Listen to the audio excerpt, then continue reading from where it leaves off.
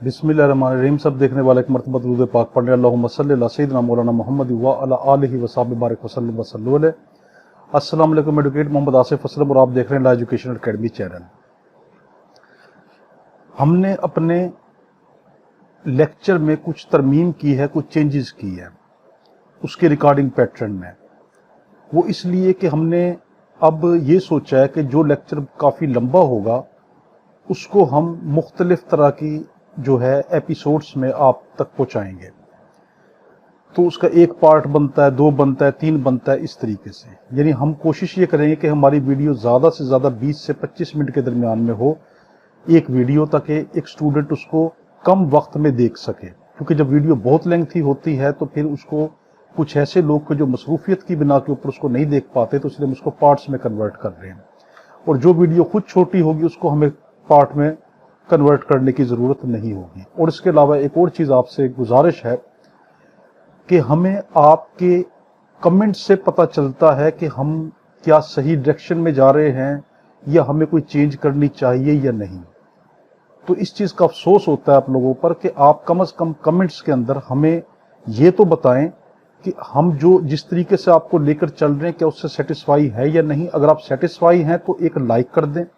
उस लाइक का मतलब एक किस्म की हौसला अफजाई हमारी होती है। कोई हम आपसे चार्ज पे नहीं करते और कोई लाइक करने पर या कमेंट करने पर कोई चार्ज पे आपसे नहीं होते। तो जब आप एक वीडियो देखते हैं, हम इतनी मेहनत आपके लिए करते हैं, तो इतना तो हमारा हक बनता है। तो अब हम अपना स्टार्ट करते हैं लेक्चर। आज हम सिविल प्रोसीजर कोड में यानी सीपीसी में देखते हैं कि सेक्शन 35 और 35A में क्या फ़र्क है। देखिए, इसका ताल्लुक कॉस्ट से है, यानी कि खर्चे से है, हर्जाने से है। इसका ताल्लुक इससे है। सेक्शन 35 और 35A ये दो अलग अलग चीज़ें हैं। अब हम इनको देखते हैं कि पहले तो ये देखते हैं कि अदालत कॉस्ट लगाती क्यों है, इसके पीछे क्या हिकमत है।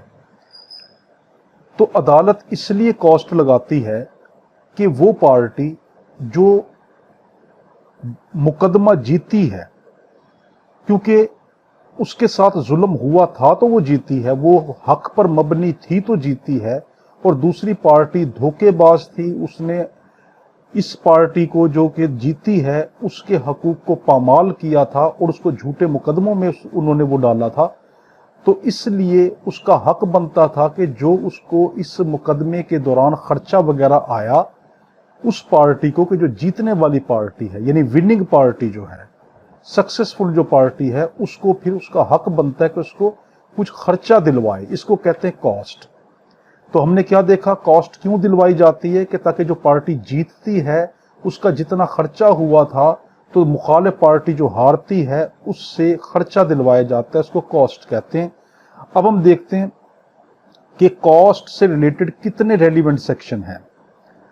आप रेलिवेंट सेक्शन में देखें। और हम हर जो लेक्चर दे रहे हैं, हमने आपसे कहा है कि हमारी किताब लिखी जा रही है तमाम तरह के लॉ के ऊपर। वो क्रिमिनल है, सिविल है, फैमिली, वो इंशाल्लाह आपको किताब की शक्ल में बहुत अच्छी आपको मिलेगी। वो एक किताब होगी जो आपकी पूरी ज़िंदगी के लिए काम आएगी। वही स्टूडेंट लाइफ में भी काम आएगी, वही लॉ गेट में भी काम आएगी, वही प्रैक्टिस के अंदर आपके काम आएगी, वही जुडिशरी के इम्तहान में काम आएगी। एक ही किताब ऐसी होगी। तो हर किताब को हम इस पैटर्न पे लिख रहे हैं। तो रेलिवेंट प्रोविजन क्या है, सेक्शन 35 ये है एक्चुअल कास्ट के लिए। आपसे पेपर में पूछे कि सेक्शन 35 किसके लिए, आप कहेंगे एक्चुअल कास्ट के लिए। आपसे पूछेगा सेक्शन 35A किस चीज के लिए है, आप कहेंगे कंपनसेटरी कास्ट के लिए। ठीक है, वो है एक्चुअल कॉस्ट के लिए और ये है कंपनसेटरी कॉस्ट के लिए। अब आपसे पूछेगा कि जो हमारे पास स्पेशल कॉस्ट होती है वो किसके तहत लगाई जाती है, आप कहेंगे वो सेक्शन 35 के तहत ही लगाई जाती है। ठीक है, मगर हम उसके अंदर इजाफा करते हैं हमारे कॉन्स्टिट्यूशन ऑफ पाकिस्तान की जो आर्टिकल 199 है, 199 आर्टिकल का है। जब इसको हम कंपनसेटरी कास्ट के साथ ऐड कर लेते हैं तो हमारा फिर ये स्पेशल कॉस्ट बन जाती है। तो रेलिवेंट सेक्शन क्या है, 35 और 35A। अब आप लिखें क्रॉस सेक्शन, ये आपको जुडिशरी में बहुत काम आएंगे। इसमें क्रॉस सेक्शन में क्या है, order 9 rule 3, order 13 rule 2-4, order 19 rule 2-2 यानी रूल 2 उसका सब रूल 2, ऑर्डर 21 रूल 72 उसका सब rule 3, order 23 rule 3, order 24 rule 4, order 32 rule 4 उसका सब रूल 4 और ऑर्डर 32 का रूल 5 और उसका सब rule 2, order 33 rule 10, 11, 16, order 34 rule 2, order 35 rule 3। ये रेलिवेंट होते हैं। रेलिवेंट का फायदा क्या होता है, जब मुकदमात को प्रोसीड अदालत में करने की जो लेक्चर रिकॉर्ड कराएंगे, जो प्रैक्टिकल व्यू पॉइंट ऑफ से होंगे, फिर उसके अंदर आपको ये बहुत काम आएंगे। जुडिशरी में बहुत काम आते हैं और LLB में अच्छे नंबर लेने के लिए काम आते हैं। और इसके अलावा क्रॉस रेफरेंस के अंदर हमारे पास आएगा article 199 of the constitution of Pakistan 1973। अब हम देखते हैं मीनिंग ऑफ कॉस्ट किसको कहते हैं। मीनिंग ऑफ कॉस्ट का मतलब ये है कि जो खर्चा एक पार्टी का हुआ था उसको बतौर हर्जाने के तौर पर या उसके खर्चे के तौर पर जो पार्टी को अदालत लेके देती है उसको हम कहते हैं कॉस्ट। कॉस्ट की कितनी किस्में हैं? कॉस्ट की 3 किस्में होती हैं अगर आपसे पेपर में पूछे। पहली है एक्चुअल कॉस्ट, ये अंडर सेक्शन 35 CPC के तहत होती है। दूसरी है कंपनसेटरी कॉस्ट, पहली है एक्चुअल कॉस्ट 35 सेक्शन के जरिए, दूसरी है कंपनसेटरी कॉस्ट, ये सेक्शन 35A CPC के तहत होती है। तीसरी सेक्शन है special cost under article 199 of the constitution of Pakistan 1973, जो आर्टिकल 199 के तहत कॉस्ट होती है। वो कौन सी कॉस्ट होती है? वो हमारे पास स्पेशल कॉस्ट होती है। एक्चुअल कॉस्ट किसको कहते हैं? अब इसको जरा समझें आप। मिसाल के तौर पे मैंने एक शख्स ने मुझ पे मुकदमा किया और मुझे मुफ्त में झूठा उसने फंसा दिया, या चलो उसने, इसमें झूठ का सवाल कम होता है 35 में, याद रखना इसमें कम झूठ का सवाल होता है कि हमारा मुकदमा जरूरी नहीं है कि अगली पार्टी ने आप पे झूठा मुकदमा किया हो। इसके अंदर इस चीज की इन्वॉल्वमेंट कम होती है, और इसकी इन्वॉल्वमेंट ज्यादा किस में होती है? 35A में। वहां पर मस्ट है कि मुकदमा मुखालिफ पार्टी का झूठा होना चाहिए। तो यहां पर 35 के अंदर ये है, एक शख्स ने मुझ पे मुकदमा किया और उसने क्योंकि किया था, मैंने तो नहीं किया था। अब जो मेरा खर्चा मुफ्त में आया उसके ऊपर और मैं जीत गया, तो अब मुझ पे जो कितना जो खर्चा हो मेरे वकील का, बाकी मामलात का, ज़हनी परेशानी ये वगैरह, तो अगर मैं जीत गया हूं तो जीतने वाली पार्टी को क्या किया जाता है? उसको कॉस्ट दिलवाई जाती है। ये कॉस्ट किसी भी पार्टी की तरफ मूव कर सकती है।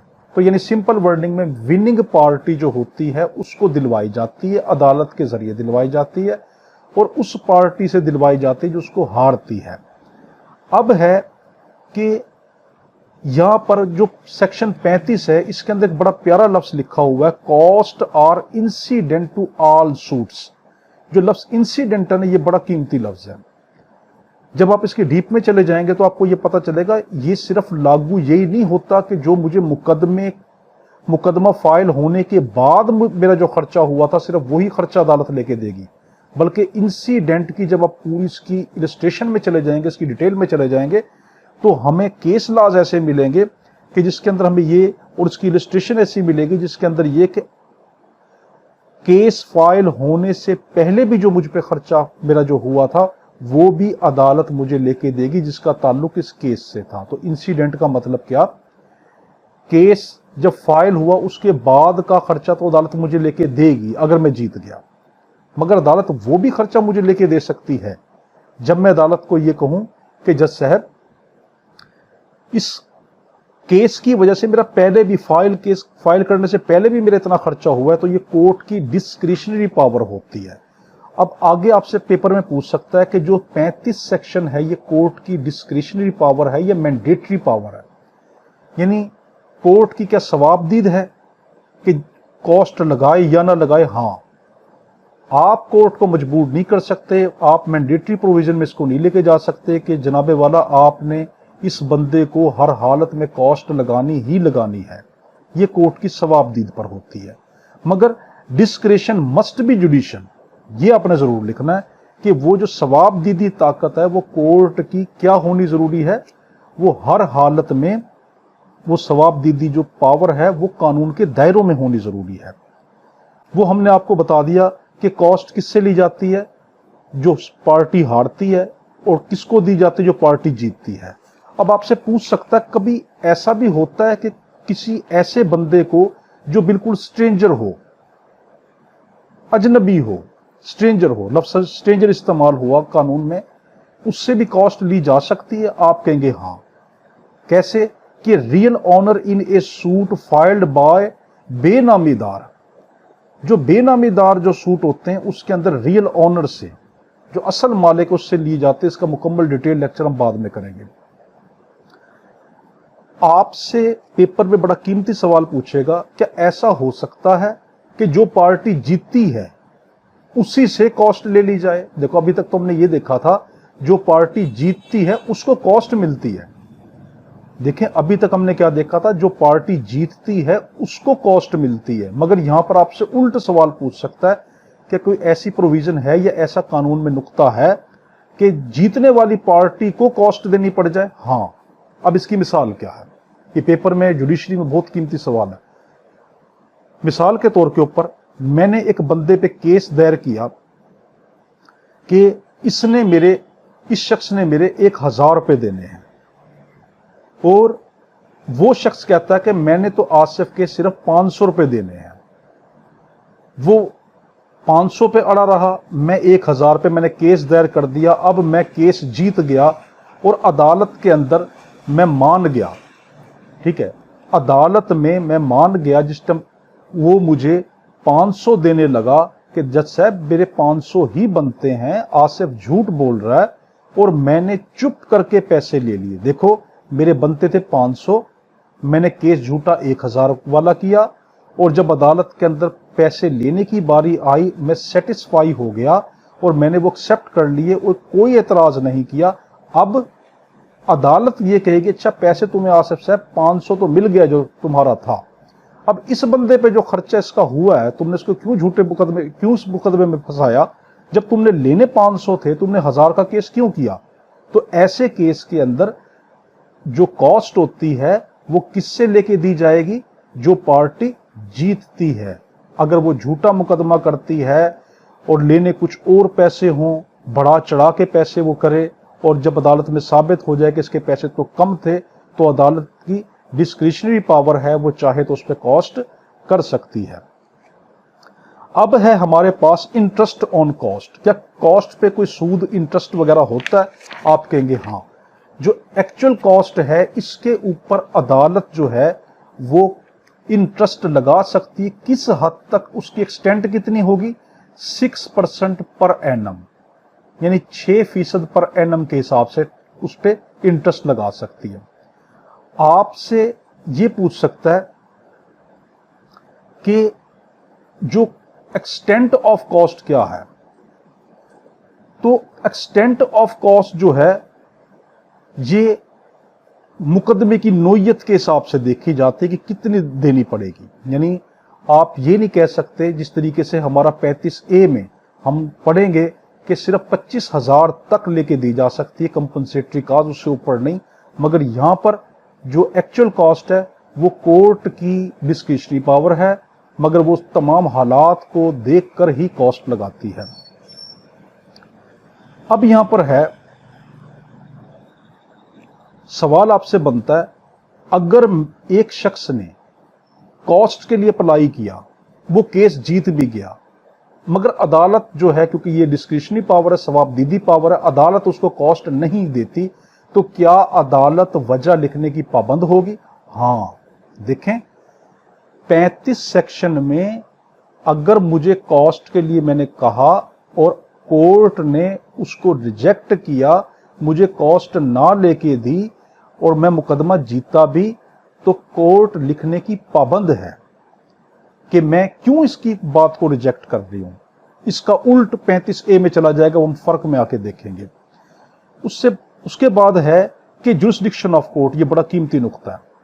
आपसे पेपर में पूछेगा कि अगर क्या कॉस्ट वो कोर्ट लगा सकती है, एक्चुअल कॉस्ट, सिर्फ कॉस्ट नहीं, एक्चुअल कॉस्ट का लफ्ज, क्या एक्चुअल कॉस्ट वो कोर्ट लगा सकती है जिसकी जुरिस्डिक्शन हो ही ना? आप कहेंगे हाँ। एक्चुअल कॉस्ट वो कोर्ट भी लगा सकती है जिसकी जुरिस्डिक्शन ना भी हो, मगर कंपनसेटरी जो कॉस्ट है और अगली जो कॉस्ट है स्पेशल, वो ही कोर्ट लगाएंगी जिनकी जुरिस्डिक्शन होती है। अगला आपसे पूछ सकता है कि जो एक्चुअल कॉस्ट है क्या ये अपीलेबल होती है? आप कहेंगे अगर तो इसका ताल्लुक ऐसी डिक्री से है या ऐसे ऑर्डर से है जो अपीलेबल है, तब तो ये अपीलेबल होगी। अगर इसका ताल्लुक ऐसी डिक्री या ऐसे ऑर्डर से है जो अपीलेबल नहीं है, तो ये अपीलेबल नहीं होगी। तो यानी एक्चुअल कॉस्ट किसके साथ जुड़ जाती है? जैसा देश वैसा भेष। ये किसके साथ जुड़ जाती है कि अगर डिक्री अपीलेबल है तब ये भी अपीलेबल होगी, अगर डिक्री अपीलेबल नहीं है तब ये अपीलेबल नहीं होगी। यानी मुख्तसरन कि ऑर्डर और डिक्री अगर अपीलेबल है और कॉस्ट उसमें दी गई है तब ये अपीलेबल है, वरना नहीं है। अब हम देखते हैं दूसरी कॉस्ट यानी कि कंपनसेटरी कॉस्ट। ये है सेक्शन 35A के तहत। ये किस तरह दी जाती है? ये 3 शर्तें पूरी होंगी तो दी जाएगी। पहली ये कि मुकदमा जिस पार्टी ने किया है आपके खिलाफ वो झूठा होना जरूरी है, और जो पार्टी क्लेम कर रही है कंपनसेटरी कॉस्ट की, उसके लिए जरूरी है कि वो अदालत में ऑब्जेक्शन करे कि जज साहब मुझ पे झूठा मुकदमा किया गया है। पहली शर्त क्या कि मुखालिफ पार्टी का दावा झूठा साबित होना चाहिए, अनाद परस्ती की बुनियाद पर साबित होना चाहिए। और दूसरी शर्त क्या कि जो पार्टी क्लेम कर रही है, डिमांड कर रही है कंपनसेटरी कॉस्ट की, वो अदालत में ऑब्जेक्शन करे कि इसका दावा झूठा है। और फिर तीसरा ये कि जब ऐसी कास्ट जो है वो तब भी दी जा सकती है कि इसमें मैं आपको पढ़ के बताता हूं, such claim or defence must have been disallowed और अबेंडेंड और विदड्रॉन एदर इन होल और इन पार्ट।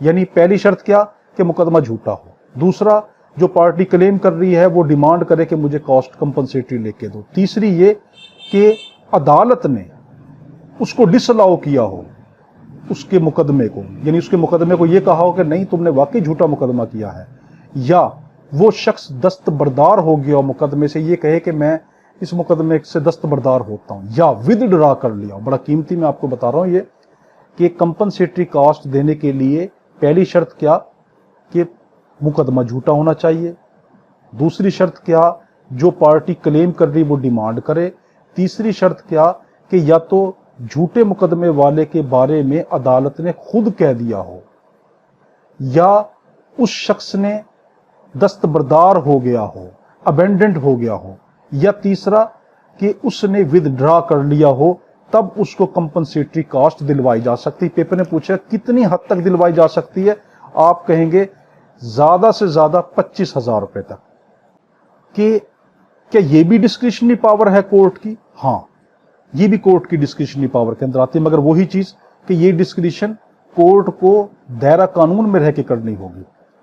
आगे लफ्ज है कि जब कोर्ट कंपनसेटरी कॉस्ट देती है तो क्या वो वजह लिखेगी? हां, याद रखना, अगर कोर्ट कंपनसेटरी कॉस्ट देगी तो वजह लिखेगी। इसका बिल्कुल उल्ट 35 में जब कोर्ट एक्चुअल कॉस्ट नहीं देगी तब वो वजह लिखेगी। यानी 35A में अगर नहीं देगी तो वजह लिखेगी, 35 में सेक्शन 35 में अगर नहीं देगी तो वजह लिखेगी, और 35A में यानी कंपनसेटरी कॉस्ट में जब ये कॉस्ट देती है तब जाकर वजह लिखती है कि मैं क्यों दे रही हूं। अब इसके अंदर आपसे ये कह सकता है कि पावर ऑफ हाई कोर्ट, क्या इसमें हाई कोर्ट की कुछ पावर है इसकी एक्सटेंट में? हां, हाई कोर्ट चाहे तो इसकी जो कंपनसेटरी कॉस्ट है इसके अंदर इसकी अमाउंट में, इसके मामलात में चेंजेस कर सकती है, ठीक है। मगर 35 के अंदर हाई कोर्ट और जो ऊपर की कोर्ट है उनका इतना बड़ा अख्तियार नहीं है कि वो एक्चुअल कॉस्ट के मामलों के अंदर वो आए। हाँ, मुकदमात की नोयत वो जरूर देखी जाती है अपीलों में, मगर ये कि जो कॉस्ट है हमारी कंपनसेटरी उसके अंदर इसकी पावर आती है हाई कोर्ट की कि ये इस तरह कर सकती है। आपसे पूछेगा कि क्या सेक्शन 35A अगर किसी पे लग गई, यानी किसी शख्स से जो कंपनसेटरी कॉस्ट है वो दिलवा दी गई, यानी जिसने मुझ पे झूठा मुकदमा किया था उससे जज साहब ने कहा कि आसिफ को तुम कंपनसेटरी कास्ट दो, 25,000 रुपये दो। तो जब वो मुझे 25,000 रुपये दे देगा तो क्या वो क्रिमिनल लायबिलिटी से आजाद हो जाएगा? मैं बड़ा गहरा नुक्ता बता रहा हूं। नहीं, वो आजाद नहीं हो सकता। मैं चाहूं तो मैं उसके ऊपर क्रिमिनल मुकदमा भी कर सकता हूं कि इस शख्स ने मुझे झूठे मुकदमे में क्यों फंसाया। तो याद रखना, आपसे बड़ा पेपर में कीमती सवाल पूछेगा कि जो कंपनसेटरी कॉस्ट होती है ये क्या किसी शख्स को क्रिमिनल मुकदमे से उसको आजाद कर देती है? उसकी लायबिलिटी को आप कहेंगे नहीं, ये उसको आजाद नहीं करती, उससे एग्जेम्पशंस नहीं दिलवा सकती। आपसे पूछेगा कि क्या कंपनसेटरी कॉस्ट अपीलेबल है? आप कहेंगे हाँ। 35A जो है ये अपीलेबल है।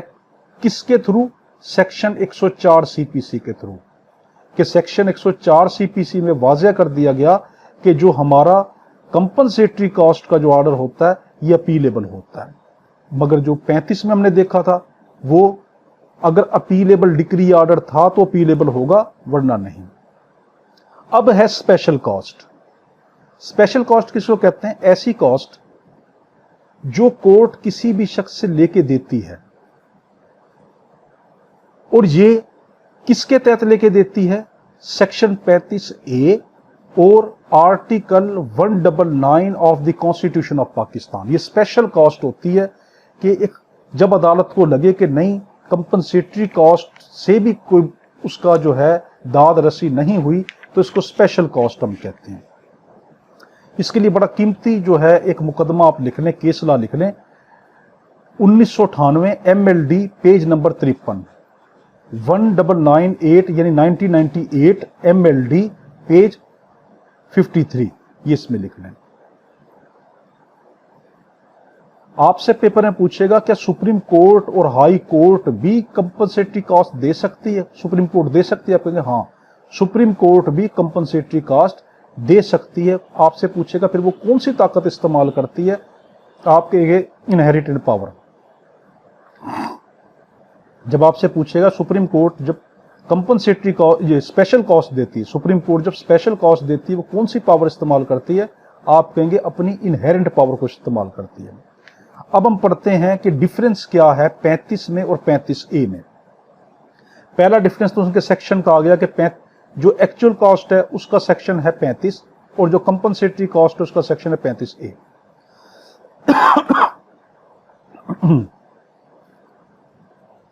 दूसरा है discretion of the court.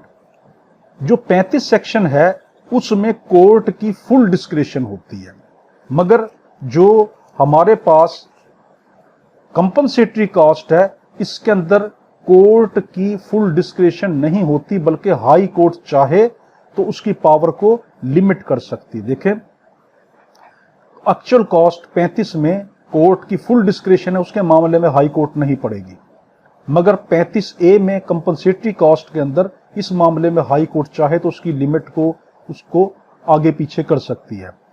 Matter of jurisdiction, अगला फर्क है मैटर ऑफ जुरिसडिक्शन कि 35 जो सेक्शन है एक्चुअल कॉस्ट वो कोर्ट भी दे सकती है जिसकी जुरिसडिक्शन लगती ही ना हो, मगर कंपनसेटरी कॉस्ट सिर्फ वही कोर्ट देगी जिसकी जुरिसडिक्शन लगती हो।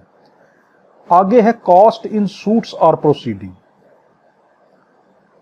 35 जो सेक्शन है एक्चुअल कॉस्ट ये सिर्फ सूट्स में होती है, याद रखना सेक्शन 35 सिर्फ सूट्स में होती है, और 35A ये सूट्स में भी दी जा सकती है और ये लीगल प्रोसीडिंग में भी दी जा सकती है, ये फर्क है। आगे है रिकॉर्डिंग ऑफ रीजन। मैंने पहले आपको बता दिया था एक्चुअल कॉस्ट जब कोर्ट नहीं देगी तब लिखने की पाबंद, और कंपनसेटरी कॉस्ट यानी 35A जब कोर्ट देगी तब लिखने की पाबंद। तो देखें एक दूसरे का उल्ट है, एक्चुअल कॉस्ट नहीं देगी तो वजह लिखेगी, और 35A में जब कंपनसेटरी कॉस्ट देगी तब वजह लिखेगी।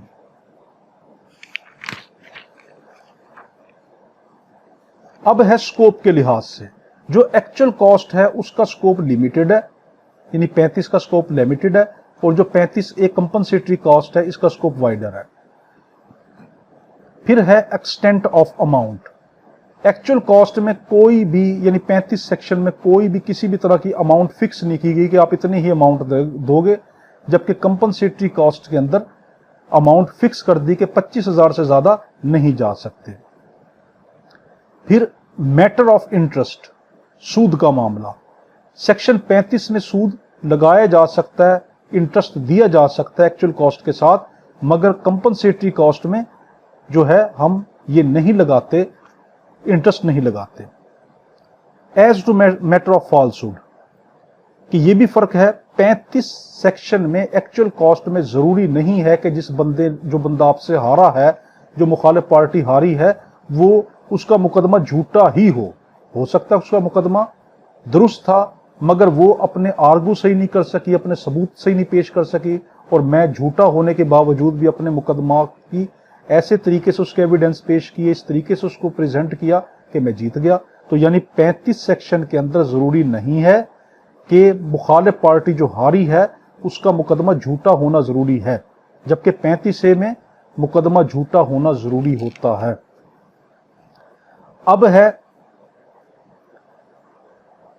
एज टू अपील, ये आखिरी है। एज टू अपील 35 जो सेक्शन है इसमें अपील तब होगी कि जिस डिक्री या ऑर्डर जो अपीलेबल है, अगर ऐसी डिक्री और ऐसा ऑर्डर जो अपीलेबल था उसमें कॉस्ट लगाई गई, तब इसके बारे में अपील हो सकती है।